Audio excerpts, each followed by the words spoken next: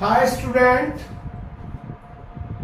today I am starting the new chapter Morphology of Flowering Plants for 11th class students.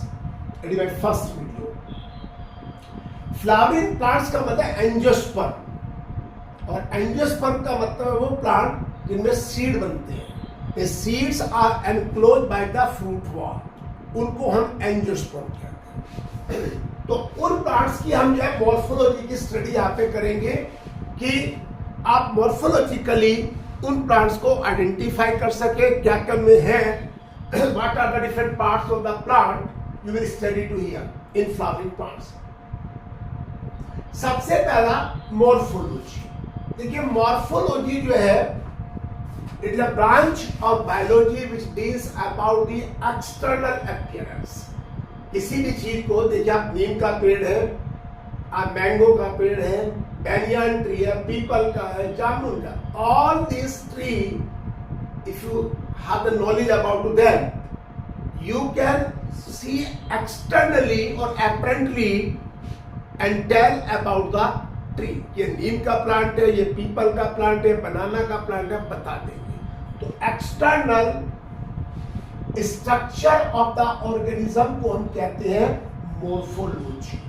देखिए morphology का benefit क्या है, what are the advantage, why we do the study of the morphology. एक तो हमें particular organism के बारे में पता चलता है, उसकी बॉडी के बारे में पता चलता है, उसकी शेप कैसी है, साइज कैसा, उसका पता चलता है. उसकी हेल्प से हम उस ऑर्गेनिज्म को रिकॉग्नाइज कर सकते हैं कि नीम का प्लांट है, ये मैंगो का प्लांट है, बनाना का प्लांट है, एप्पल का प्लांट है, किसका प्लांट है, मैरीगोल्ड का प्लांट है, सनफ्लावर का प्लांट है, on the basis of the external features. उसमें हम the information homology and analogy of the organism. Morphology के बेस पर हम ये पता कर सकते हैं कि क्या उनमें सिमिलरिटी और क्या dissimilarity from one organism to another. Homology and analogy. अब यहां पर आता है प्लांट बॉडी. अगर आप किसी भी प्लांट को ले, एनी प्लांट और एनी एंजियोस्पर्मिक प्लांट, तो उसमें आपको सबसे पहला प्लांट एक्सिस आएगा, फिर वहां रूट सिस्टम आएगा और फिर वहां शूट सिस्टम आएगा. ये तीन पार्ट है ऑफ ए प्लांट. देखिए यहां पर ये सीड है, सीड डाइकोट हो या मोनोकोट हो, वीट का हो, राइस का हो, मेज का हो, ग्राम का हो, बीन हो, कोई भी हो, मैंगो का. जब ये सीड जर्मिनेट होता है तो इसमें क्या होता है, यहाँ पे कोटिलेडोन्स होते हैं. ये कोटिलेडोन्स जो लीफ लाइक स्ट्रक्चर है जिनके अंदर फूड की स्टोरेज होती है, and this food is used by the seed during the germination. अब यहां पर ये टू कोटिलेडोन्स हैं and both the cotyledons are attach at one point. एक पॉइंट पर अटैच है, ये इसकी मिड लाइन है, जिसको आप उस लाइन को जहां अटैच होते हैं उसको हम एम्ब्रियोनल एक्सिस कहते हैं. क्या कहते हैं उसको? Embryonal axis. दोनों कोटिलेडोन यहां पे अटैच. अब इस एम्ब्रियोनल एक्सिस का अपर जो पार्ट है, एक प्लीम्यूल है और एक रेडिकल है.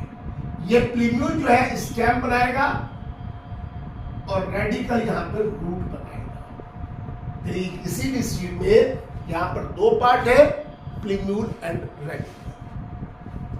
अब यहां पर आप एक एंजियोस्पर्मिक और फ्लावरिंग प्लांट्स. इस फ्लावरिंग प्लांट में ये बिल्कुल जो सेंटर में शूट है which is derived from the प्लीम्यूल. यहां पर ये एपिकल पार्ट है. इस एपिकल पार्ट में मेस्टेमेटिक टिश्यू प्रेजेंट होता है और ये meristematic tissue has the capacity to divide very rapidly. तो यहां पर जो इसका टर्मिनल पार्ट है वहां पर एपिकल बड बन जाती है. और इसमें देखिए यहां पर लीफ है. The place where the leaf is attached with the branch or main axis, it is called node. इसे नोड भी कहते हैं और इसे आई ऑफ स्टेम भी कहते हैं. अब देखिए एक लीफ ये है, एक नोड यहाँ है और एक नोड यहाँ है। इन दोनों के बीच की डिस्टेंस को इंटरनोड कहते हैं। The distance between two successive node is called the internode.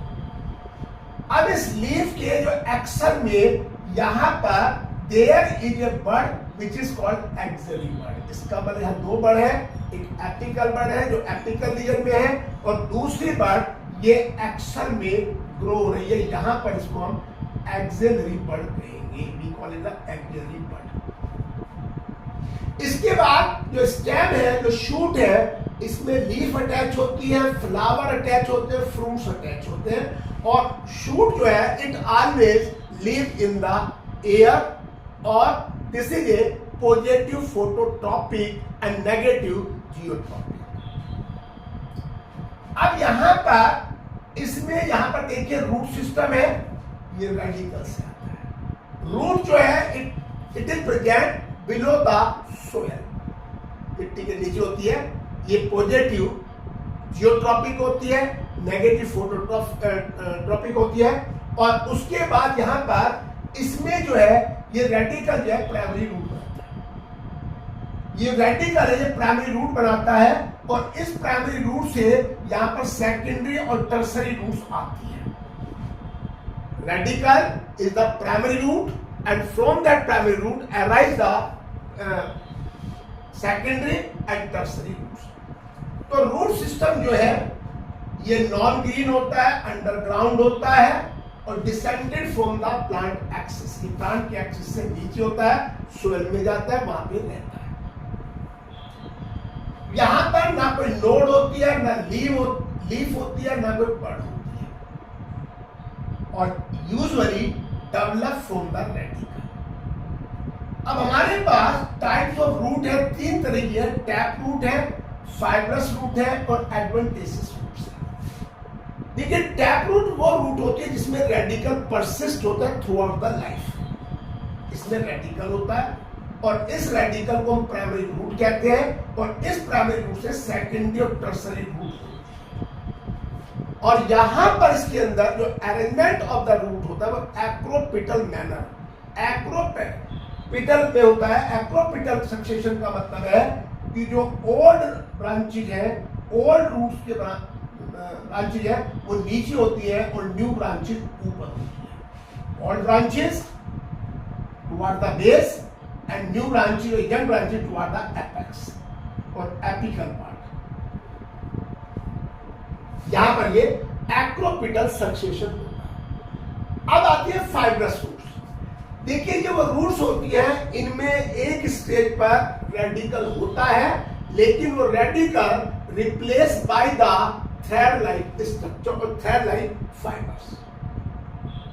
ये वहां से ओरिजिनेट हो जाती है from the base of the stem. ये स्टेम का बेस है, यहां से एराइज होती है फाइबर्स।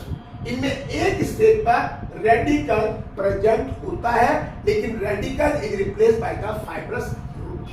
तो ये जो है आपकी मोनोकोट में पाई जाती है, वीट है, राइस है, ओनियन है। इनके अंदर जो रूट होती है उसे हम फाइबरस रूट कहते हैं। समझ यहाँ पे। इसके बाद एडवेंटेसियस रूट्स है। ये वो रूट है जिनमें रेडिकल नहीं होता। दे arise from the other parts of the plant, they develop other than the radical. Radical इनमें किसी भी स्टेज में नहीं होता।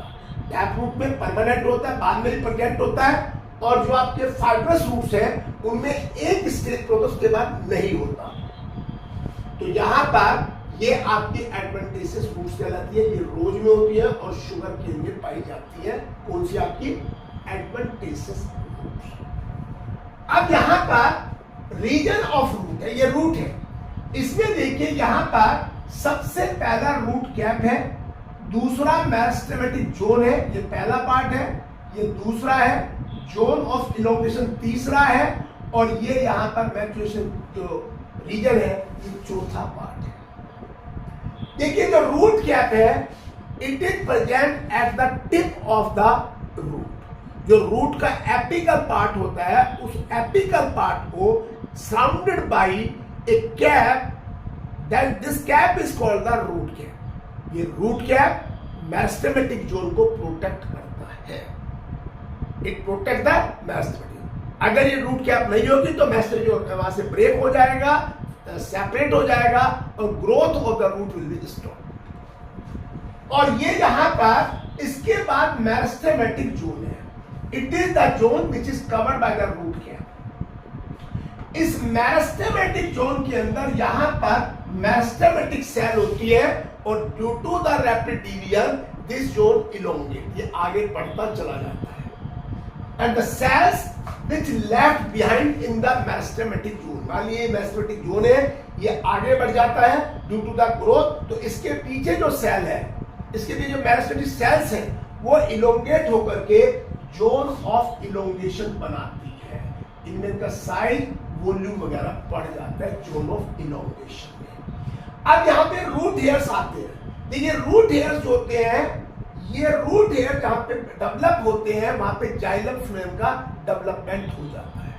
और रूट हेयर्स का काम क्या है? To take the absorb the nutrient और मिनरल्स और water from the soil and fix the plant with the soil. यहां पर ये रीजन है where primary tissue is differentiate root and form the xylem and phloem. यहाँ पे xylem और phloem बन जाते हैं जहां पे रूट है और ये एब्जॉर्प्शन का काम करती है। अब जोन ऑफ मैचुरेशन और रीजन ऑफ मैचुरेशन, इसमें जो है, जो जोन ऑफ मैचुरेशन है, यहां पर मैच्योर सेल्स होती है और इस मैच्योर सेल्स में परमानेंट टिश्यू बनता है और वहां से ये रूट हेयर्स अराइज होते हैं। ये रूट हेयर्स यहाँ पे अराइज होते हैं और रूट हेयर जो होते हैं they arise from the interior part of this reason.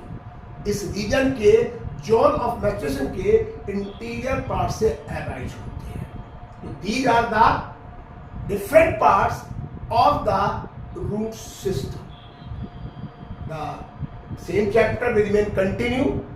आप इस वीडियो को लाइक करें, शेयर करें और इस पे पॉसिबल अच्छे कमेंट भी करें और इसको सब्सक्राइब भी करें। Thank you.